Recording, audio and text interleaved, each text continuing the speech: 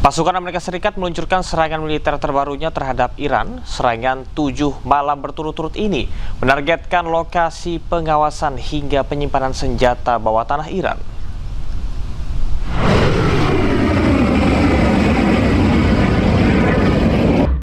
Komando Pusat Amerika Serikat atau CENTCOM meluncurkan serangan malam ke-7 berturut-turut terhadap Iran pada hari Sabtu. Sebuah rekaman menunjukkan pesawat militer lepas landas dan rudal diluncurkan dari kapal perang yang diikuti oleh sebuah ledakan. Tanggal dan lokasi rekaman yang dirilis oleh CENTCOM tidak dapat diverifikasi secara independen. CENTCOM menargetkan lokasi pengawasan, infrastruktur logistik militer, hingga penyimpanan senjata bawah tanah Iran. Serangan tersebut terjadi di tengah pertempuran antara AS dan Iran yang masih berlangsung di sekitar Selat Hormuz sejak pekan lalu.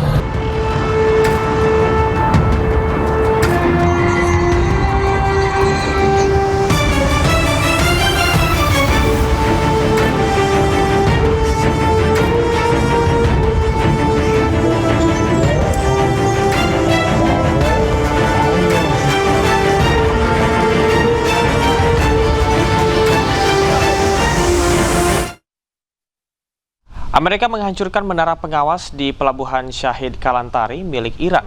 Menara ini digunakan Iran untuk melacak dan juga menargetkan kapal-kapal komersial yang melintasi Selat Hormuz.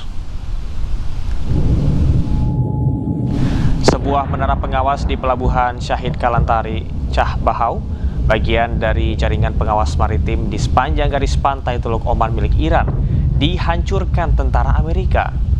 Menara ini selama puluhan tahun digunakan Korps Garda Revolusi Islam untuk melacak dan juga menargetkan kapal-kapal komersial yang melintasi Selat Hormuz. Penghancuran menara ini bertujuan melemahkan kemampuan IRGC mengorganisasikan serangan terhadap awak kapal sipil yang tidak bersalah. Selain itu, serangan ini diklaim untuk melindungi kebebasan navigasi di perairan tersebut.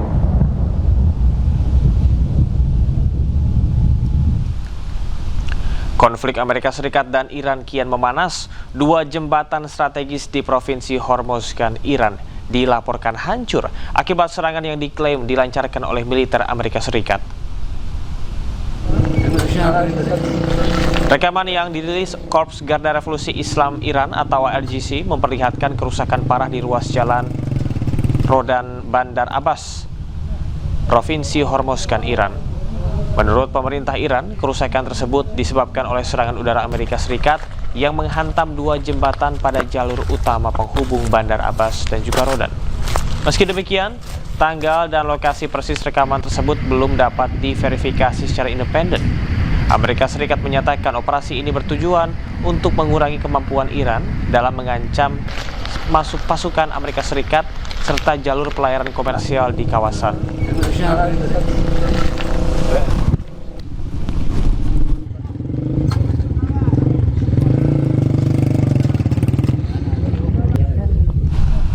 Terima kasih Anda masih di iNews Pagi bersama saya Camar Haenda. Kita ke informasi pasukan Garda Revolusi Islam Iran kembali melancarkan serangan drone ke pangkalan Amerika Serikat di Bahrain. Pasukan Garda Revolusi Islam Iran mengklaim telah menghancurkan pusat kecerdasan AI utama dan depot drone milik Amerika Serikat.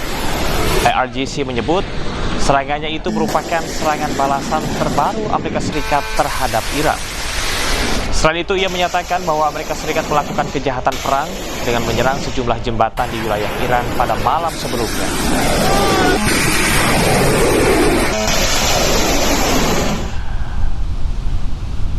Tidak aktifnya sistem pertahanan udara di Irak, rentetan senjata dan ledakan terdengar di berbagai titik kota Erbil, Irak.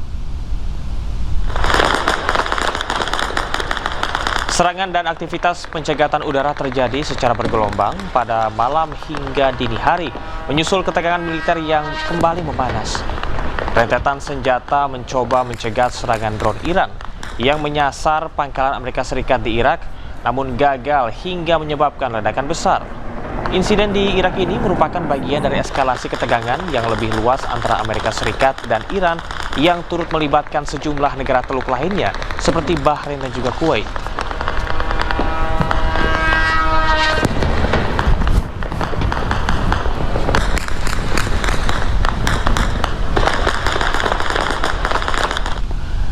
Demi membalas serangan dari Amerika Serikat, Iran menyerang pangkalan militer Amerika Serikat di sejumlah negara Teluk dan salah satunya adalah Irak. Sebuah rekaman memperlihatkan rudal menghantam kawasan gudang amunisi dan pangkalan militer Amerika Serikat di Irak Utara. Video memperlihatkan terjadinya sebuah ledakan dan kebakaran dahsyat di lokasi tersebut. Diketahui lokasi berada di Sulaimaniyah, Irak. Serangan ini merupakan eskalasi dari serangan-serangan sebelumnya dalam kurun waktu 12 jam terakhir.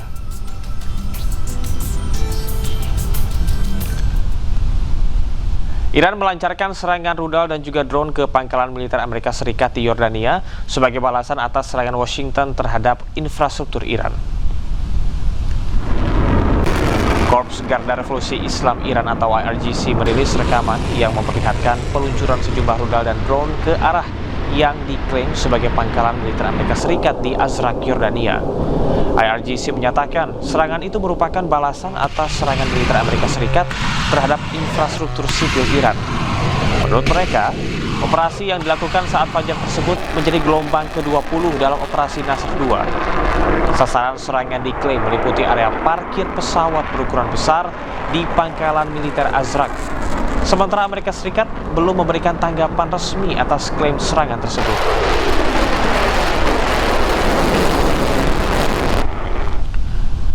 Saling serang Iran dan juga Amerika Serikat terus berlanjut. Iran meluncurkan rudal-rudal mereka di pangkalan militer Amerika Serikat di Yordania.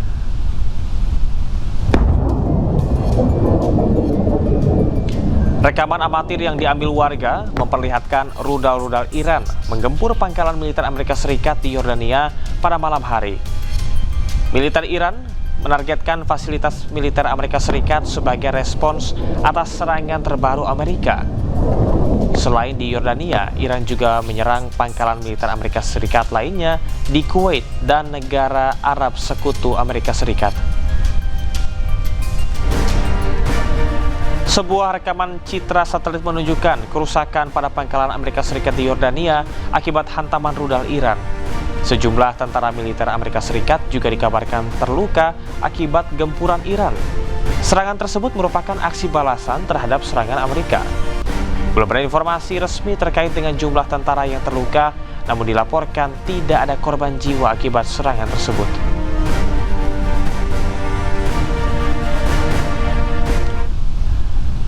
Iran merilis video tentaranya menyerang kapal yang melanggar larangannya melintasi Selat Hormuz.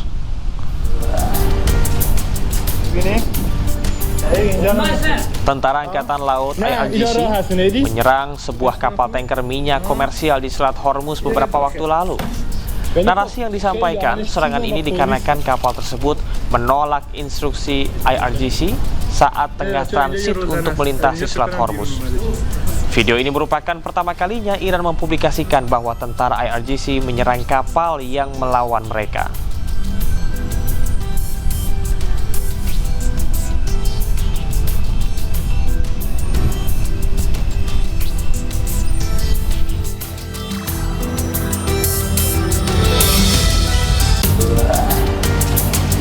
Sini. نه اینجا راه هست نیدی؟ اشتراکو یه داخل ولی خب خیلی آهنش تیزه. Diduga akibat korsleting listrik pabrik terbakar di Tangerang, Banten. Izin dan personil DPR.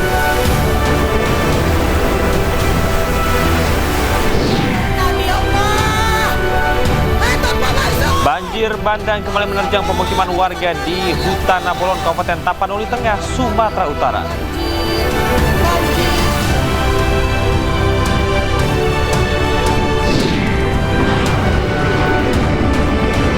Amerika Serikat serang Iran 7 malam berturut-turut, menargetkan lokasi pengawasan hingga penyimpanan senjata bawah tanah Iran.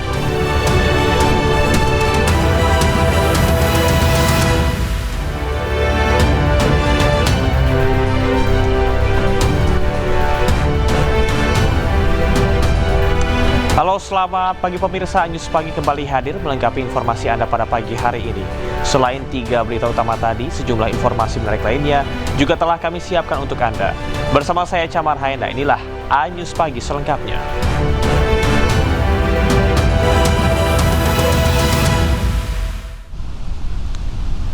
Pemirsa, kebakaran melanda sebuah pabrik di Jalan Pembangunan Kecamatan Neglasari, Kota Tangerang, Banten. Kebakaran diduga akibat korsleting listrik.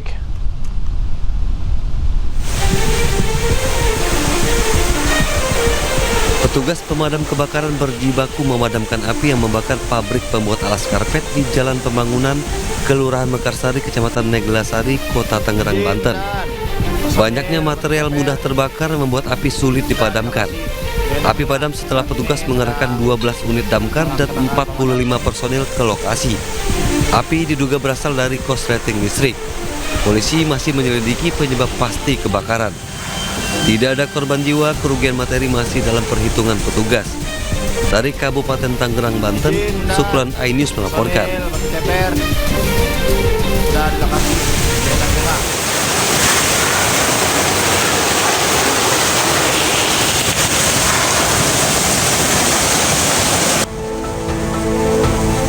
Kebakaran menghanguskan pabrik pengolahan biji plastik di kawasan Mekarsari, Tangerang, Banten.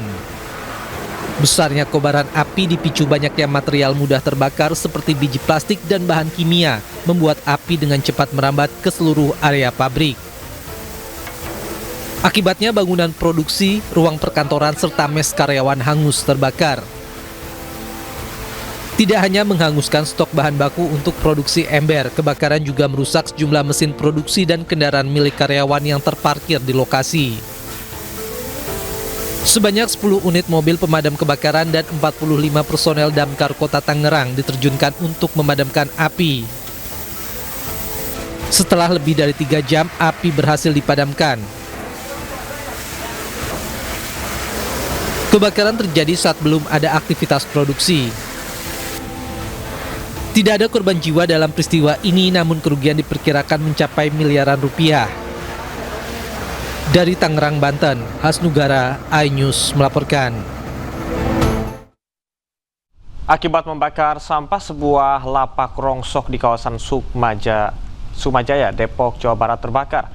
Minimnya sumber air membuat petugas pemadam kebakaran kesulitan memadamkan api.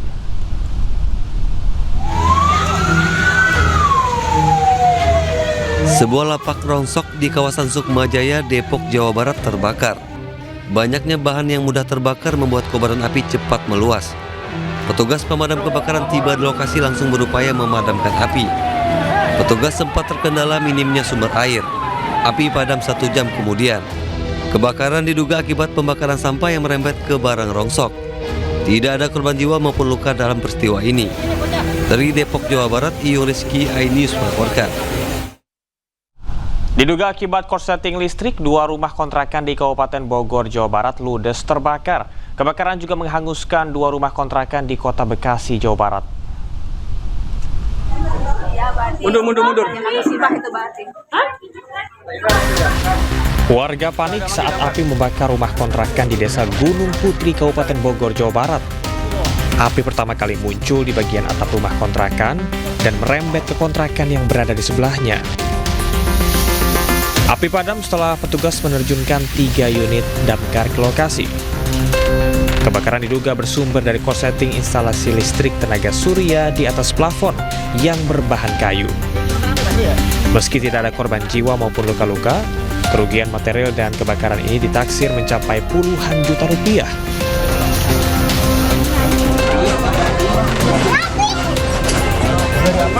Warga berusaha memadamkan api yang membakar 2 unit rumah kontrakan di Kelurahan Kayu Ringin Jaya, Kecamatan Bekasi Selatan, Kota Bekasi, Jawa Barat. Banyaknya bahan yang mudah terbakar membuat api menghanguskan kedua bangunan beserta isinya. Petugas pemadam kebakaran berhasil memadamkan api sehingga tidak merembet ke bangunan lain. Kebakaran terjadi saat penghuni tidak berada di kontrakan. Dugaan sementara akibat korsleting listrik. Tidak ada korban jiwa dan polisi masih menyelidiki penyebab pasti kebakaran. Dari Kabupaten Bogor dan Bekasi, Jawa Barat, Cahyat Supriyatna, Rahmat Hidayat, iNews melaporkan. Sejumlah warga terjebak saat banjir menerjang pemukiman di Nagari Sungai Batang, Tanjung Raya, Kabupaten Agam, Sumatera Barat. Banjir akibat Sungai Batang Tumayo meluap usai diguyur hujan deras. Labuanan dari sejak kantor pos sampai Banjir menerjang pemukiman warga di Jorong Kubu, Nagari Sungai Batang, Kecamatan Tanjung Raya, Kabupaten Agam, Sumatera Barat. Derasnya arus membuat warga terjebak dan terpaksa bertahan di rumah masing-masing. Banjir akibat luapan Sungai Batang Tumayo usai diguyur hujan deras beberapa jam. Akibat banjir, ratusan rumah warga terendam banjir setinggi 50 cm. Petugas gabungan datang ke lokasi dan mengevakuasi sejumlah warga, dan warga diminta tetap waspada terhadap potensi bertambahnya debit air mengingat curah hujan di kawasan hulu masih tinggi. Dari Agam, Sumatera Barat, Wahyu Sikumbang melaporkan. Hujan deras menyebabkan banjir kembali menerjang pemukiman warga di Hutana Bolon, Kabupaten Tapanuli Tengah, Sumatera Utara. Derasnya arus air membuat warga panik. Tolong kami ya Allah. Hatut pemangsun. Sakoban.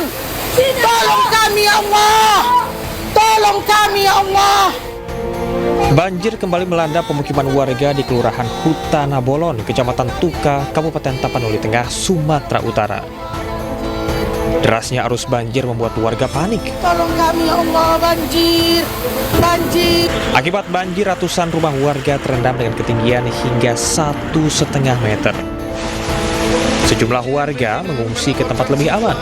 Kondisi saat ini di Kelurahan Sipange, intensitas hujan sangat tinggi, mengalami air. Banjir akibat guyuran hujan deras yang membuat sungai meluap.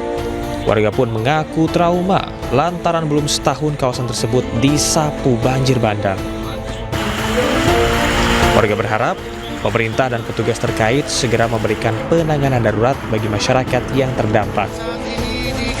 Belum ada laporan resmi mengenai korban jiwa maupun besar kerugian akibat bencana ini. Dari Tapanuli Selatan, Sumatera Utara, Sukriyadi, iNews melaporkan.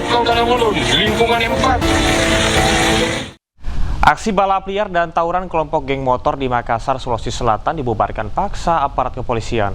Sejumlah tembakan gas air mata mewarnai pembubaran.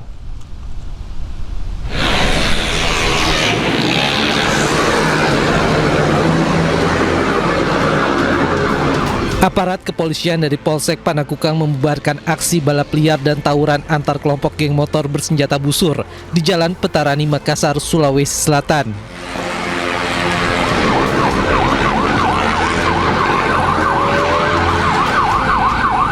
Pembubaran dilakukan setelah warga sekitar resah dengan aksi yang berpotensi membahayakan pengguna jalan. Petugas terpaksa melepaskan sejumlah tembakan gas air mata untuk membubarkan aksi balap liar. Suasana sempat ricuh karena para pelaku berupaya melarikan diri ke berbagai arah. Polisi masih melakukan penyelidikan untuk mengidentifikasi para pelaku balap liar dan tawuran. Dari Makassar, Sulawesi Selatan, Muhammad Nurbone, iNews melaporkan.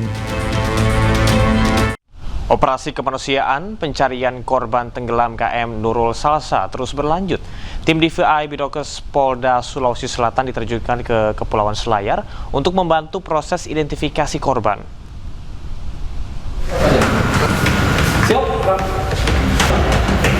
11 personil tim DVI Bidokes Polda Sulawesi Selatan diberangkatkan dari kota Makassar menuju Kabupaten Kepulauan Selayar.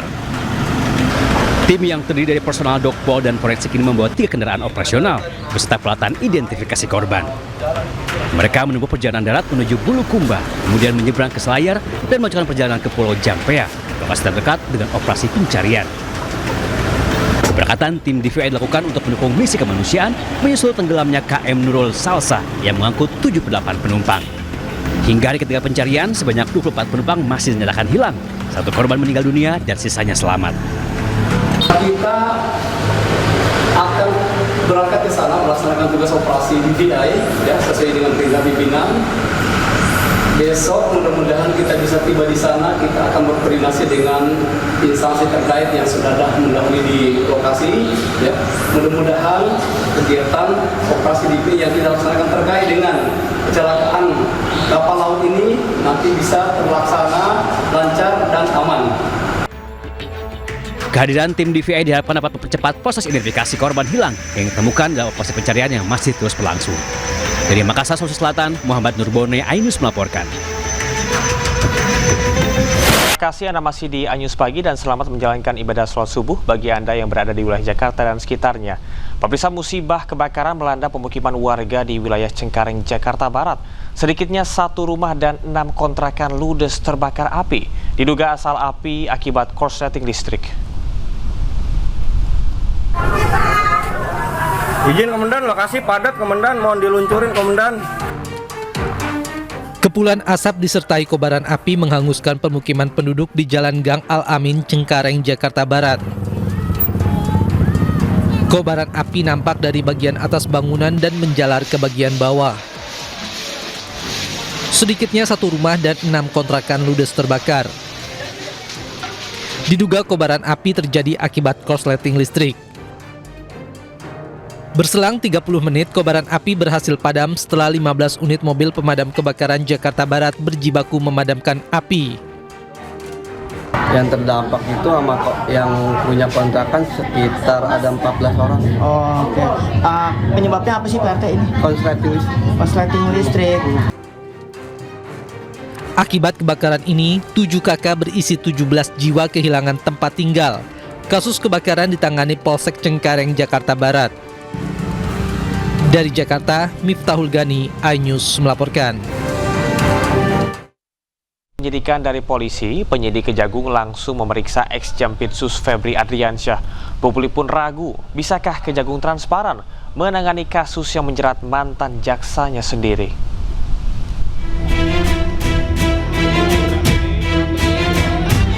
Setelah kepolisian menyerahkan berkas perkara penyidikan Febri Adriansyah ke Kejagung, penyidik Kejagung langsung memeriksa Febri Adriansyah sebagai tersangka. Febri dibidik untuk 3 kasus mega korupsi dan pencucian uang. Walaupun sudah menunjukkan itikat baik menyelidiki kasus Febri, namun banyak pihak meragukan jika Kejagung akan transparan dalam membongkar kasus korupsi yang dilakukan oleh mantan Jampitsusnya.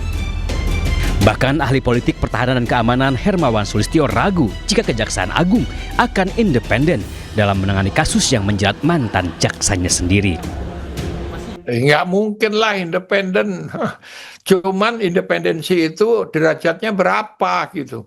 Kalau 100% nggak mungkin itu. Intervensi itu sudah dipastikan ada. Wong Menhan aja datang terus nggak takut tuh penyidiknya. Jadi kalau soal independensi saya nggak percaya. Mungkin ada 1-2 nanti jaksanya yang berani, ya kita tunggulah.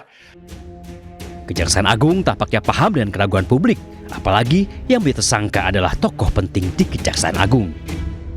Kejaksaan Agung pun memastikan jika Korps Adiaksa itu akan profesional dan transparan dalam menangani kasus Febri Adriansyah.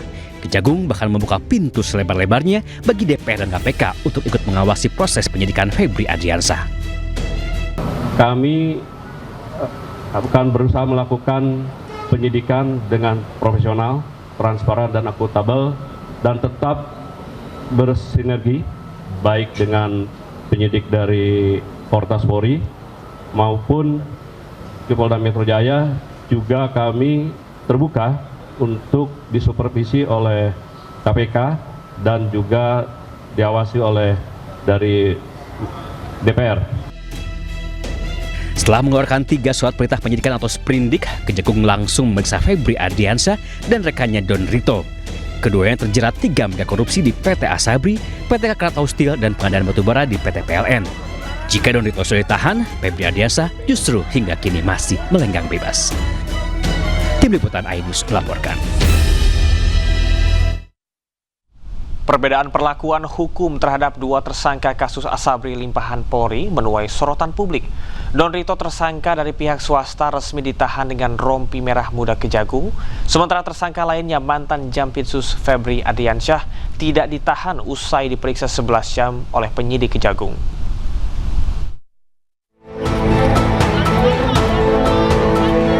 Kejaksaan Agung resmi melanjutkan penanganan 3 kasus korupsi yang dilimpahkan oleh Korps Pemberantasan Tindak Pidana Korupsi Polri. Kelanjutan perkara ini ditandai dengan penyerahan berkas, barang bukti, serta para tersangka pada Jumat 17 Juli 2026. Kendati sama-sama menyandang status tersangka dugaan korupsi dan tindak pidana pencucian uang dalam perkara PT Asabri, 2 orang yang diserahkan memiliki status penahanan berbeda. Don Rito, tersangka dari pihak swasta yang sebelumnya mendekam di sel penyidik Polri, kini resmi melanjutkan masa penahanannya di bawah kewenangan Kejagung. Saat pelimpahan barang bukti dan tersangka, Don Rito memang telah berstatus sebagai tahanan atas penetapan Kortas Tipikor Polri. Namun usai diserahkan dan menjalani pemeriksaan di Gedung Bundar Kejagung, penampilan Don Rito berubah. Don Rito yang sebelumnya mengenakan rompi oranye Polda Metro Jaya kini resmi menjadi tahanan Kejagung dengan balutan rompi merah muda. Kuasa hukum Don Rito, Handika Honggo Wongso, mengaku sangat kecewa atas penahanan kliennya terkait sangkaan korupsi PT Asabri Klaster Tankian. Handika mengklaim Don Rito tidak pernah terlibat maupun mengetahui perkara Tankian yang sempat ditangani Kejagung. Handika bahkan menyebut kliennya merupakan korban dari perseteruan antara 2 lembaga penegak hukum. Proses serah terima kami ikuti dengan seksama. Alhamdulillah berjalan lancar. Namun yang membuat kami shock, klien kami, Pak Idon, langsung ditahan di rutan C7 Kejaksaan Agung RI atas dasar sangkaan yang sama dengan apa yang disangkakan oleh pihak Polda Metro Jaya, yaitu terkait perkara Samintan. Itu poinnya.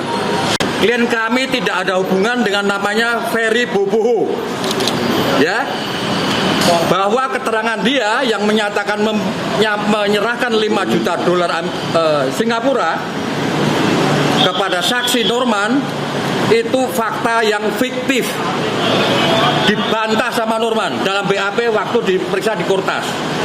Kedua, semua saksi money changer juga sudah diambil keterangan. Semua menyatakan tidak ada penerimaan 5 juta US dollar. Kondisi sebaliknya terjadi pada mantan Jampitsus Kejagung Febri Adriansyah. Bersamaan dengan penyerahan barang bukti, Febri turut diperiksa sebagai tersangka. Kuasa hukum Febri, Hotman Paris Hutapea, mengungkapkan kliennya dicecar 18 pertanyaan oleh penyidik. Berbeda dengan Don Rito, Febri tidak ditahan usai pemeriksaan. Hari ini sudah di BAP, tadi dari jam berapa tadi? Jam 10. 9. Dari jam 9 sampai baru selesai, ada 18 pertanyaan. 18 pertanyaannya sudah dijawab dengan baik, dan kesimpulannya tidak ada penahanan. Diperiksa sebagai tersangka. Hari ini hanya sebatas kepada kasus PT Asabri. Korps Adiaksa memutuskan tidak menahan Febri bahkan setelah yang bersangkutan menjalani pemeriksaan sebagai tersangka selama 11 jam. Perbedaan perlakuan hukum terhadap kedua tersangka ini pun menuai sorotan publik. Tim Liputan Anyus melaporkan. Uang 476 miliar rupiah dan 74 kg emas batang yang ditemukan polisi di rumah Febri Ardiansyah diklaim milik Don Rito. Namun benarkah uang dan emas sebanyak itu hanya milik Don Rito seorang?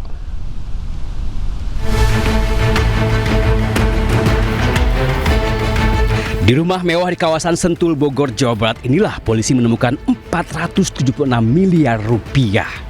Gepokan uang dari rupiah dan valuta asing tersimpan rapi di dalam brankas di lantai 1. Yang mencengangkan, selain tumpukan uang, polisi juga menemukan 74 kg batang emas. Belakangan diketahui rumah yang digeledah polisi adalah milik Febri Adriansyah. Anehnya, Febri saat itu masih menjabat sebagai Jampitsus, membantah jika duit dan emas di rumahnya bukanlah miliknya. Yang kedua tentang rumah Sentul, ya, itu memang rumah pribadi Jampitsus yang sudah sejak lama. Itu bisa dilihat bagaimana proses kepemilikan sejak awal, ya. Dan mengenai uang tadi kan sudah saya jelaskan yang ditemukan, bahwa itu ada pemilik, ya, bahwa itu ada kegiatan, ada orang-orang juga terima kegiatan, itu bisa juga ditanya, kemudian juga ada beberapa kegiatan bangunan yang bisa dicek. Semua kami yakin dapat dipertanggungjawabkan dengan benar. Tak lama si pemilik rumah akhirnya mengundurkan diri sebagai Jampitsus. Bersama rekannya Don Rito, polisi menetapkan keduanya sebagai tersangka korupsi dan pencucian uang. Tak lama muncul pengakuan dari Don Rito. Melalui pengacaranya ia mengaku jika 476 miliar rupiah dan 74 kg emas di rumah Febri adalah miliknya. Tahun 2024, Pak Idon meminta izin membangun brankas. Fungsinya buat apa? Untuk menaruh barang-barang berharga. Karena di situ nanti banyak aktivitas operasional yayasan. Nah, sekarang dikaitkan dengan temuan penggeledahan. Ada 74 kg emas, 12 juta US dolar Singapura dan 4 juta something ya Amerika. Pada saatnya akan kami buka ke publik seluas-luasnya. Yang pasti itu tidak berkaitan dengan Pak Febri. Kini uang dan emas yang diakui milik Don Rito sudah diserahkan polisi ke penyidik Kejaksaan Agung. Pertanyaannya, benarkah tumpukan uang dan emas batangan itu milik Don Rito atau ada pemilik lain yang justru enggan mengakuinya? Tim Liputan iNews melaporkan. Hotman Paris Hutapea menuding Kapolri tidak meminta izin kepada Presiden Prabowo Subianto saat menetapkan Febri Adriansyah sebagai tersangka korupsi. Sementara menurut ex-penyidik KPK Yudi Purnomo, tidak perlu izin Presiden untuk menetapkan Febri sebagai tersangka.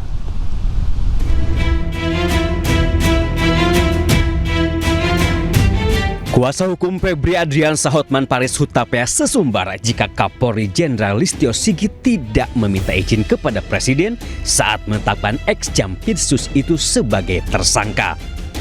Hotman berdalih seharusnya Kapolri meminta izin kepada Presiden saat akan menetapkan Febri Adriansyah sebagai tersangka. Hotman bahkan menyebut sebagai tangan kanan Prabowo, Febri telah dikriminalisasi oleh polisi. Yang paling penting kalian bertanya, kalau Anda punya nyali bertanya, tanya kepada Kapolri, hei kenapa nggak nanya Pak Prabowo dulu sebelum melakukan ini terhadap tangan kanan dari yang dibanggakan oleh Presiden Prabowo. Tanya, saya baru tahu tidak ada izin.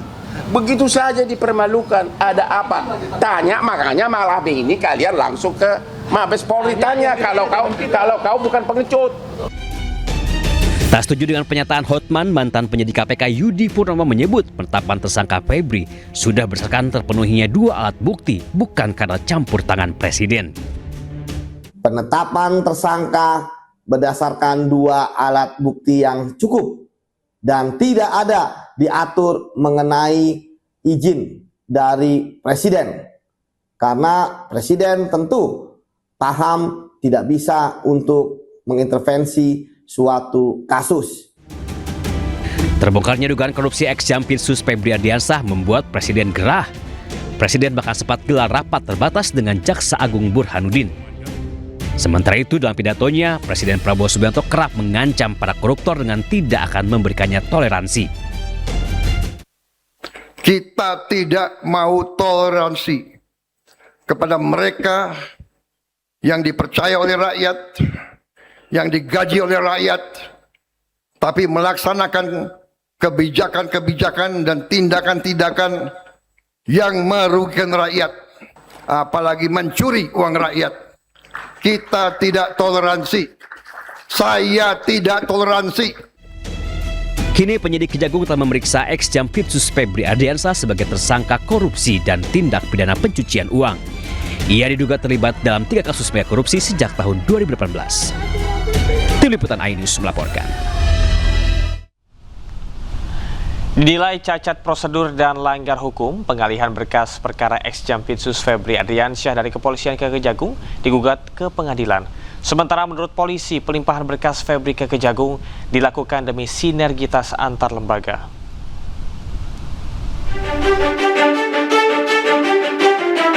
Selain timbulkan kemarahan publik, kasus mega korupsi yang menyeret nama ex-Jampitsus Febri Ardiansyah juga timbulkan kontroversi. Sejumlah pihak mempermasalahkan pengalihan berkas perkara dari Kepolisian ke Kejaksaan Agung.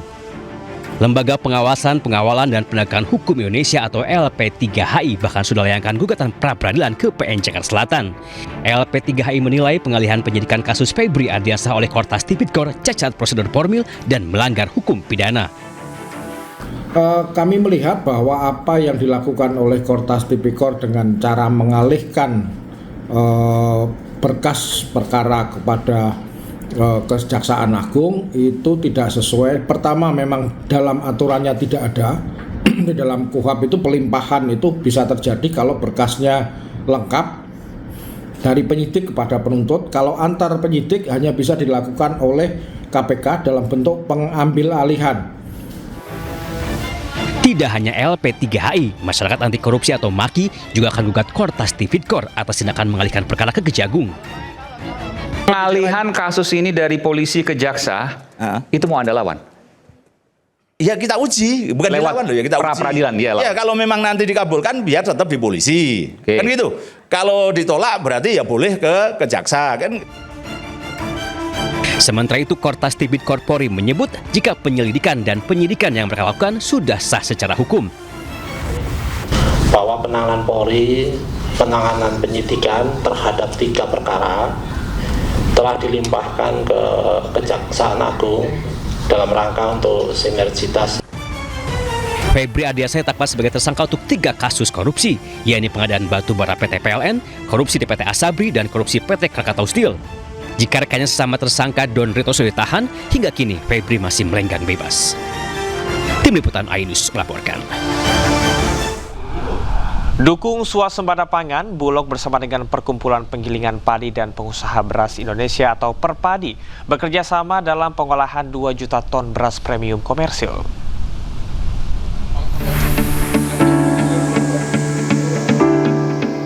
Bulog resmi menggandeng Perkumpulan Penggilingan Padi dan Pengusaha Besar Indonesia atau Perpadi dalam mengolah cadangan beras pemerintah atau CBP sebanyak 2 juta ton menjadi beras premium komersial pada 2026. Direktur Utama Perum Bulog Ahmad Rizal Ramdhani menyebut, langkah ini sesuai dengan arahan Kementerian Pertanian dalam mendorong swasembada pangan di Indonesia. Bulog juga membentuk tim terpadu untuk menjamin proses penggilingan beras pemerintah menjadi beras premium sesuai dengan standar. Kami bersinergi dengan Perpadi yang dalam hal ini adalah Persatuan Pengusaha Penggilingan Padi seluruh Indonesia untuk bersinergi dengan Bulog dalam rangka mengolah cadangan beras pemerintah sejumlah 2 juta ton menjadi beras komersial. Nah, Perpadi adalah anggotanya adalah pelaku bisnis di bidang berberasan dan kami mendapat kehormatan yang luar biasa diajak oleh Bulog bagaimana kita melakukan salah satunya kegiatan dalam rangka pengadaan beras atau processing beras premium yang akan datang sebanyak 2 juta tadi. Kerjasama Perpadi dan juga Bulog menjadi bukti sinergi antara pemerintah dan juga pelaku usaha dalam menjaga ketersediaan serta kualitas beras nasional, juga menjaga ketahanan pangan nasional. Dari Jakarta, Ade Firmansyah, iNews melaporkan.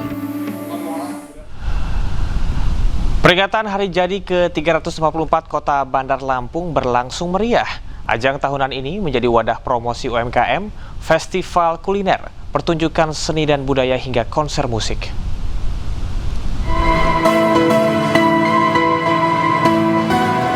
Ribuan masyarakat memadati Bandar Lampung Expo 2026 yang menjadi bagian dari rangkaian peringatan Hari Jadi ke-344 Kota Bandar Lampung di Gedung Geraha Mandala Alam Jumat malam. Pameran ini menghadirkan 41 stand yang diikuti oleh organisasi perangkat daerah dan swasta. 50 tenan UMKM juga turut meramaikan Expo dengan menampilkan beragam produk kerajinan, kuliner, hingga produk unggulan ekonomi kreatif lokal. Suasana pun kian meriah dengan beragam pertunjukan seni dan budaya, festival kuliner, hingga konser musik. Pengunjung juga bisa mengakses layanan publik secara langsung, seperti pelayanan administrasi kependudukan, kesehatan, perizinan, hingga konsultasi hukum. Alhamdulillah Kota Bandar Lampung sekarang usianya sudah ke-344 dan harapan kami semua program yang ada di Kota Bandar Lampung semuanya kami suguhkan untuk yang terbaik untuk masyarakat Kota Bandar Lampung. Acara yang berlangsung hingga 24 Juli 2026 ini diharapkan menjadi etalase pembangunan daerah sekaligus mendorong pertumbuhan ekonomi melalui pemberdayaan UMKM, menarik investasi, dan mendekatkan pelayanan publik kepada masyarakat. Dari Bandar Lampung, Lampung, Andres Afandi, iNews melaporkan. Pemirsa, aksi protes mewarnai kota Venezia, Italia saat pengunjuk rasa bentrok dengan polisi menolak kedatangan kapal pesiar mewah milik Duta Besar Amerika Serikat untuk Italia. Massa menilai adanya unsur eksploitasi oleh kalangan miliarder.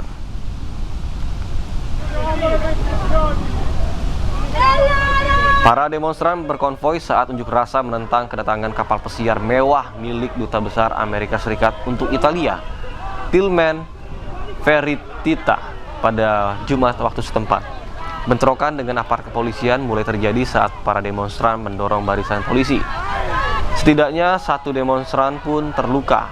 Massa menilai kapal tersebut menjadi simbol eksploitasi pariwisata mewah oleh kalangan super kaya dan mengerus identitas Venezia. Dalam aksi tersebut, massa membawa spanduk bertuliskan Venezia bukan milik Amerika dan Venezia tidak untuk dijual. Massa juga mengaitkan dengan kritik terhadap kebijakan Amerika Serikat termasuk konflik Gaza dan Timur Tengah dengan membentangkan bendera Palestina.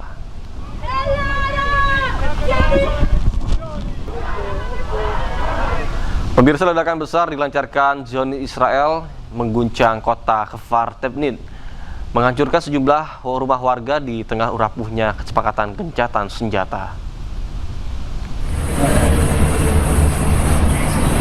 Rekaman dari kota Kfar Tevnit di distrik Nabatiyeh, Lebanon Selatan memperlihatkan kempulan asap hitam membumbung tinggi ke langit setelah terjadi ledakan besar yang dilancarkan oleh Zionis Israel.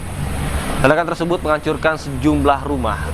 Militer Israel belum memberikan tanggapan secara resmi terkait dengan laporan tersebut, namun dalam pernyataan sebelumnya Israel menegaskan akan terus melanjutkan operasi militer di Lebanon Selatan untuk menghilangkan ancaman terhadap pasukan dan warga sipilnya.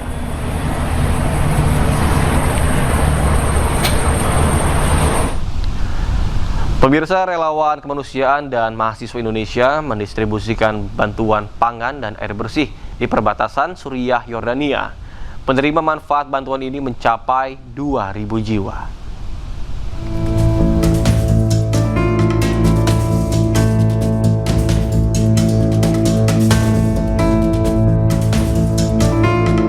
Relawan kemanusiaan dan mahasiswa Indonesia mendistribusikan bantuan bahan pangan dan air bersih di perbatasan Suriah Yordania.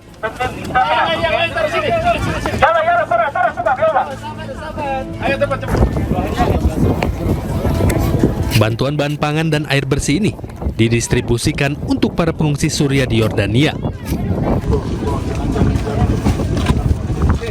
Penerima manfaat bantuan bahan pangan dan air bersih mencapai 2.000 jiwa pengungsi Suriah.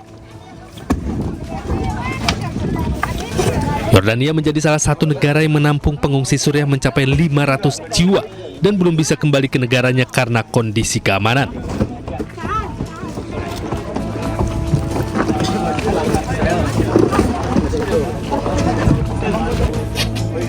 Selain itu, akibat dampak perang Amerika Serikat dan Iran, bahan pokok melonjak dan bantuan kemanusiaan internasional semakin minim. Saat ini kami berada di perbatasan antara Yordania dengan Suriah. Di sini banyak saudara-saudara kita, para pengungsi dari Suriah yang mana belum bisa kembali. Suriah belum bisa pulih. Suriah masih membutuhkan uluran bantuan tangan kita. Oleh karena itu, kami saat ini yang berada di bumi Syam, bumi tempat lahirnya para nabi, bumi yang diberkahi. Kami mengajak teman-teman semua, ayo jangan lupakan Palestina, Lebanon, Suriah, dan negara-negara yang saat ini sedang membutuhkan bantuan. Terima kasih. Saat ini banyak pengungsi Suriah membutuhkan bantuan bahan pangan dan bantuan obat-obatan serta penanganan medis.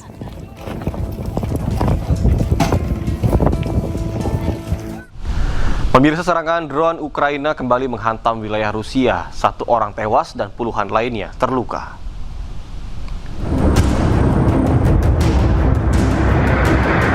Rekaman dari lokasi memperlihatkan petugas pemadam kebakaran berjuang menjinakkan api yang melalap kawasan terdampak. 1.892 drone telah terdeteksi terbang menuju wilayah Moskow selama sepekan sebelumnya. Sebagian besar dicegat dari jarak jauh, sementara 207 dihancurkan di pinggir Moskow. 1 orang tewas dan 37 orang lainnya terluka dalam serangan drone yang disebut dilakukan oleh Ukraina. Dalam serangan lain, drone Ukraina menghantam pusat logistik Wildberries di kota Kotovsk, wilayah Tambov.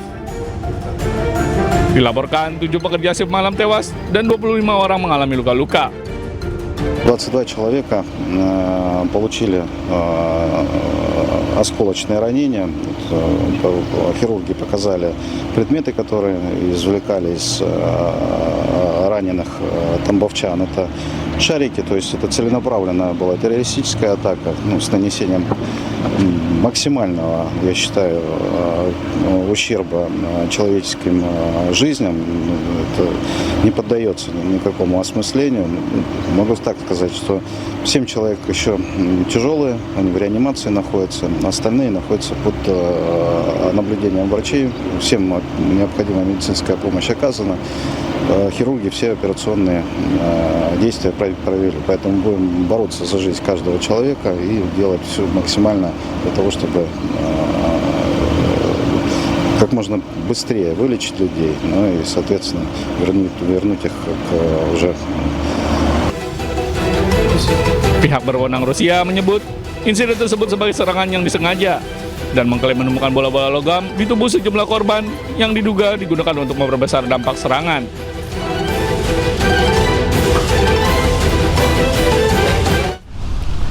Pemirsa, kebakaran hutan besar melanda sejumlah wilayah di Spanyol. Lautan api yang terus meluas maksa ribuan warga meninggalkan rumah mereka saat ratusan personil dan armada udara berjuang menaklukkan kobaran api yang semakin sulit untuk dikendalikan.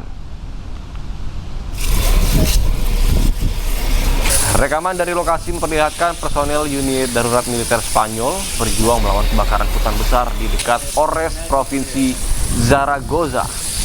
Petugas terlihat membawa selang menuju titik api, kemudian menyemprotkan air ke vegetasi yang terbakar. Sejumlah tim bersiaga di dekat mobil pemadam kebakaran untuk mencegah api yang terus meluas. Kebakaran yang mulai berkobar sejak Rabu itu telah menghanguskan lebih dari 15.400 hektar lahan. Adapun kondisi cuaca yang ekstrim hingga kelembaban udara yang rendah membuat upaya pemadaman menjadi semakin berat. Lebih dari 1.000 warga terpaksa meninggalkan rumah mereka demi keselamatan.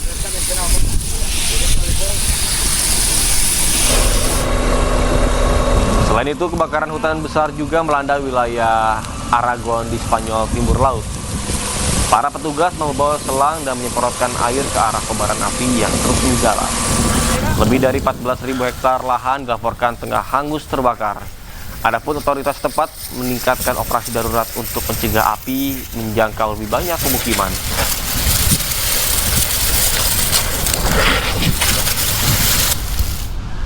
Informasi dalam negeri pemirsa, akibat lalai saat membakar sampah, sebuah lapak rongsok di kawasan Sukma Jaya, Kota Depok, Jawa Barat terbakar. Minimnya sumber air membuat petugas kesulitan untuk memadamkan api.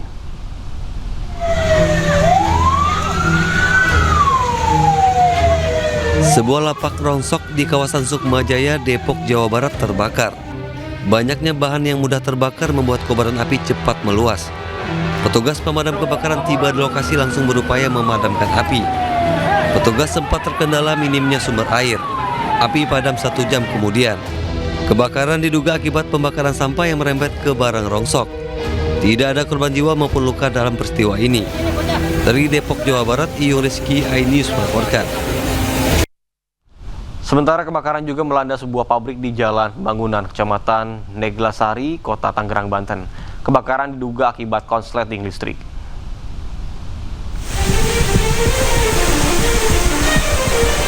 Petugas pemadam kebakaran berjibaku memadamkan api yang membakar pabrik pembuat alas karpet di Jalan Pembangunan, Kelurahan Mekarsari, Kecamatan Neglasari, Kota Tangerang, Banten. Banyaknya material mudah terbakar membuat api sulit dipadamkan. Api padam setelah petugas mengerahkan 12 unit damkar dan 45 personil ke lokasi.